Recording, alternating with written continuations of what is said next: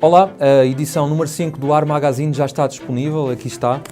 A atual edição é um lugar de distâncias, as distâncias são o tema que escolhemos para a edição número 5. Lembramos que esta é uma publicação da Junta de Freguesia de Arroios, que está escrita em 4 línguas: português, inglês, mandarim e francês. Cá está o índice, não vou mostrar tudo para não dar a conhecer tudo de uma vez.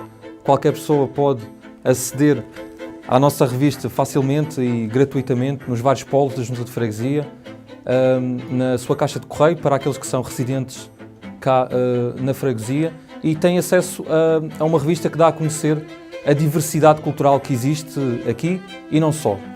Este número é um número dedicado às distâncias. E distâncias porquê?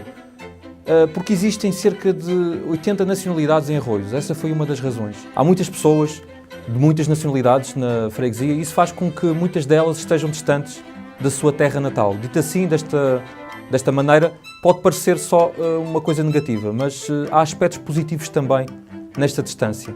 Um desses aspectos, e um dos que nos levou a escolher este tema, foi a possibilidade de partilha e aprendizagem que as distâncias traduzem.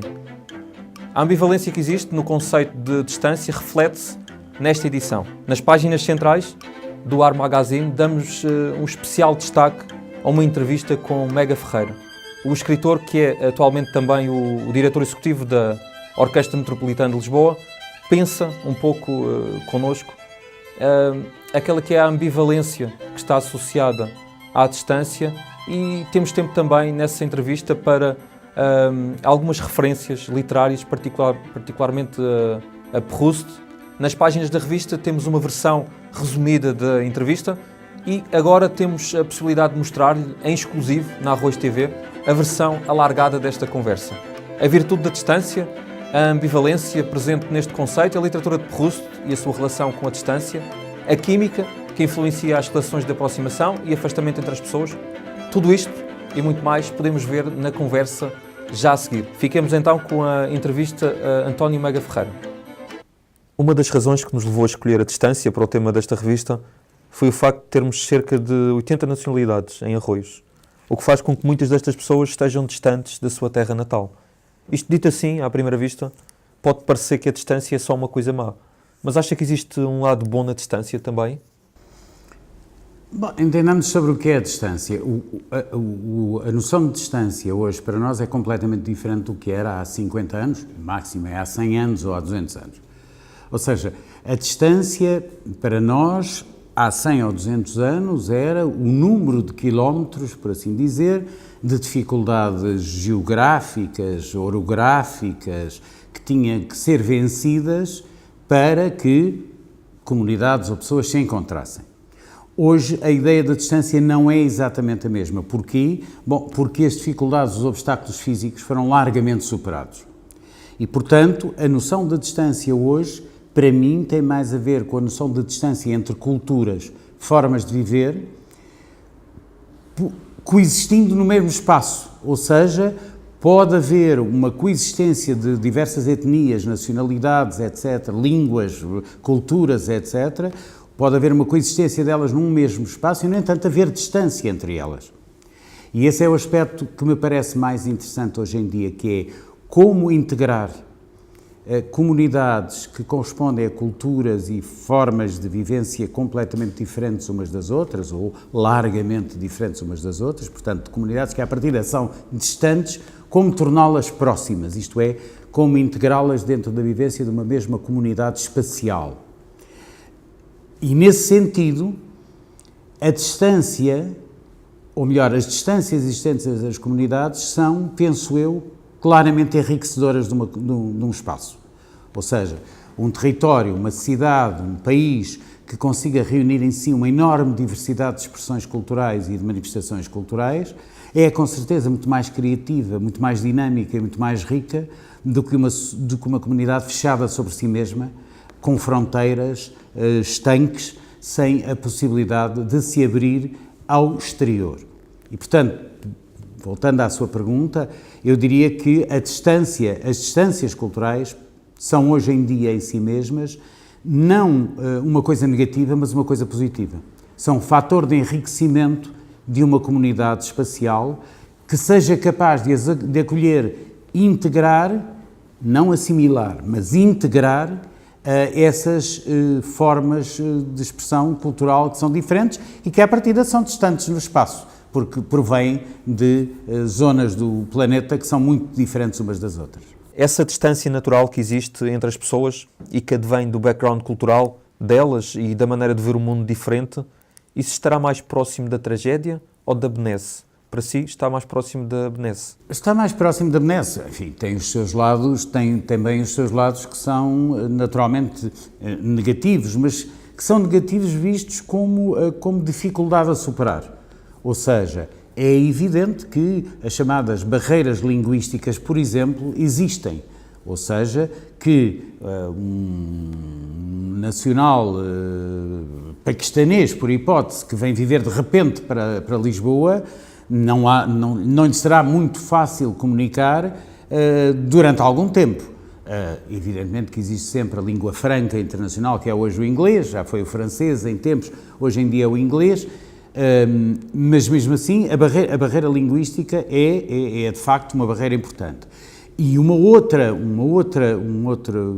gap, um outro fosso, digamos, que é o fosso das maneiras de viver, que vão desde os hábitos gastronómicos até aos hábitos religiosos. Fazer coexistir essas formas de expressão e manifestação social todas num mesmo espaço não é fácil. O que eu digo é que, à partida, todos os obstáculos são superáveis e que a boa comunidade de acolhimento é aquela que faz todos os esforços no sentido de que esses obstáculos sejam, não que desapareçam, mas que sejam superados, isto é, que sejam integrados numa expressão comunitária superior que reflete a pluralidade e a diversidade dessas formas culturais próprias de cada uma das comunidades que chega. Parece que adivinha as minhas questões porque queria falar mesmo da linguagem. E a questão, diretamente para começarmos, é: a linguagem encurta a distância entre as pessoas ou aumenta essa distância? A linguagem, à partida, instala uma distância entre as pessoas. As linguagens próprias são claramente, porque inventaram Babel, e portanto são uma distância entre as pessoas. Não há nada a fazer, é chamadas barreiras linguísticas, existem de facto.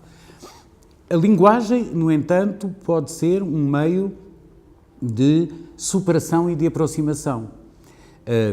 Já para não falarmos naquilo que eu dizia há pouco, na utilização da língua franca, que é hoje em dia o inglês, claramente, e que é uma forma de comunicação pura e simples. Hoje em dia o inglês está esvaziado um pouco do seu conteúdo cultural originário, como língua das Ilhas Britânicas e depois por extensão dos Estados Unidos da América, está esvaziada desse conteúdo cultural originário porque se transformou numa espécie de moeda de troca à escala planetária e uma espécie de salvo-conduto de comunicação. Quem sabe falar inglês, ainda que o inglês relativamente básico, tem com certeza mais vantagens do que quem não saiba uma única palavra de inglês. E depois, cada uma das línguas nacionais, ou muitas delas, podem constituir uma outra forma de aproximação. Por exemplo, o caso, hoje em dia, é muito comum já o ensino do mandarim em escolas portuguesas. Bom, isto era impensável há 30 anos ou há 40 anos. Ou seja, nós não saíamos um pouco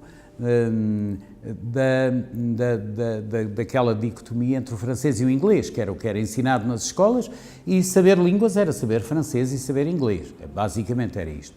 Hoje em dia, digamos que o cardápio se alargou bastante, e eu fui buscar o mandarim porque é uma língua distante, lá está, uma língua muito distante de nós, de uma civilização profundamente diferente da nossa civilização, ou da civilização em que estamos integrados, mas podia ir buscar o espanhol, por exemplo, que é uma língua que não se ensinava nas escolas portuguesas há 30 anos e que hoje em dia se ensina. Porquê? Porque o espanhol é uma língua de aproximação extraordinária, por exemplo, com toda a América Latina. Toda a América Latina fala espanhol, tem o espanhol com as suas variantes, naturalmente, mas tem o espanhol como língua oficial e, portanto, é um meio de aproximação. Isto, no fundo, para responder à sua pergunta, dizendo, à partida as línguas são um fator de afastamento e de distância, as línguas podem tornar-se fatores de aproximação. Agora, o que não é possível é que a língua de um país de acolhimento seja imposta tiranicamente a todos aqueles que vêm de outras culturas e de outras línguas, de outros espaços linguísticos. Ela é a língua dominante, naturalmente, porque é a língua da comunidade de acolhimento, mas deve dar lugar à aprendizagem, inclusivamente por parte das comunidades de acolhimento, de outras línguas que facilitam a comunicação e a aproximação e, portanto, o encurtamento das distâncias culturais entre as diversas etnias, nacionalidades que coexistem na comunidade de acolhimento.